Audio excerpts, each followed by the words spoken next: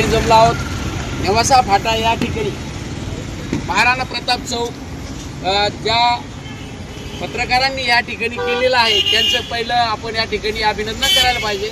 कारण महाराणा प्रतापाचा जो चौक महाराणा प्रताप नावाचा चौक नेवासा तालुक्यामध्ये पहिलाच आहे आणि नेवासा तालुक्यामध्ये महाराणा प्रतापचे जे कार्यकर्ते आहेत भरपूर आहेत, परंतु कोणीही त्याच्याकडे लक्ष दिलं नव्हतं। पण आपले बादल सर यांनी जो निर्णय घेतला आणि खरोखर हवेला नेवासा फाट्यावर या ठिकाणी महाराणा प्रताप यांचा चौक स्थापना केली, त्यांना मी धन्यवाद देतो।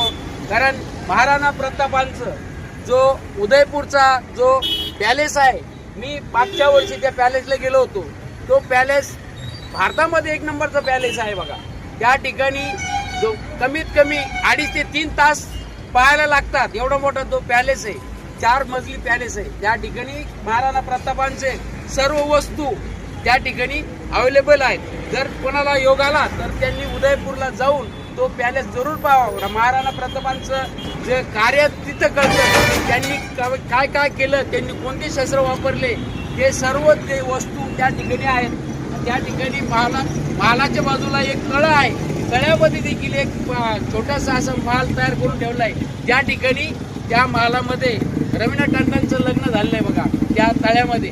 असं त्या ठिकाणी वेगवेगळ्या पद्धतीचं महाराणा प्रतापांनी करून ठेवलेलं आहे। या भारतामध्ये महाराणा प्रतापांनी चेतक नावाच्या घोड्यावरती स्वार होऊन या भारतामध्ये विरोधकावर मुस्लिमांच्या विरोधात, मोगलांच्या विरोधात आणि किंबहुना त्या इंग्रजांच्या विरोधात देखील महाराणा प्रतापांनी मोठं लढाई केलेली आहे। आणि आपल्याला स्वातंत्र्य मिळवण्यासाठी त्या काळामध्ये मोठा सिंहाचा वाटा महाराणा प्रतापांनी केलेला आहे।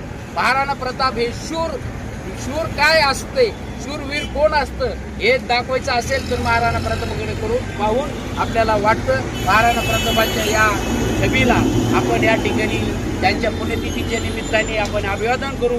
आणि या ठिकाणी मला संविधानाने बोलण्याची संधी उपलब्ध करून दिली, मी या सर्वांचं या ठिकाणी आभार मानतो आणि जय महाराष्ट्र।